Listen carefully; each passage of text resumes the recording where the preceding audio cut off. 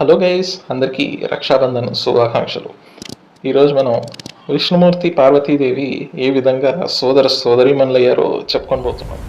అది సృష్టి మొదలవ్వాల్సిన మొదటి రోజు. జగన్మాత గర్భంతో ఉంది. జగత్పితని ఒక వరం అడిగింది.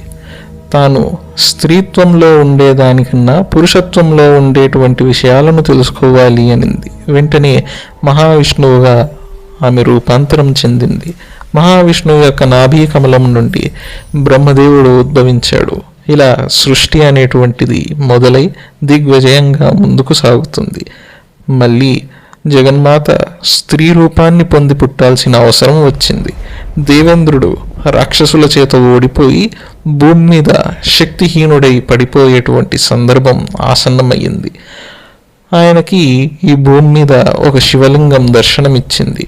ఒక్కసారి ఆ దర్శనంతో తన పూర్వశక్తులను పొంది తిరిగి వెళ్ళిపోయాడు. ఇది చూసినటువంటి ఒక వైశ్యుడు పాండ్యరాజుకి విషయాన్ని విన్నవించాడు. శివలింగం గురించి చెప్పాడు.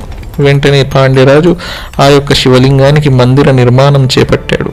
తత్ఫలితముగా అమ్మవారు వారి ఇంట్లో పుట్టింది. ఆవిడే మదురైలో ఉండేటువంటి మీనాక్షీదేవి.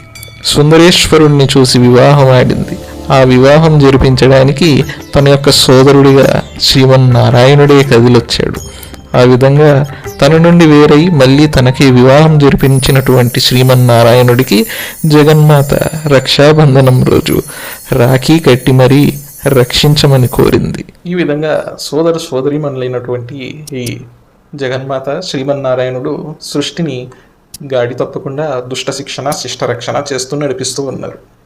మీకు కూడా ఇలాంటి కంటెంట్లు కావాలి అనుకుంటే మన డమరుక ధ్వనిని లైక్, షేర్, సబ్స్క్రైబ్ చేసుకోండి.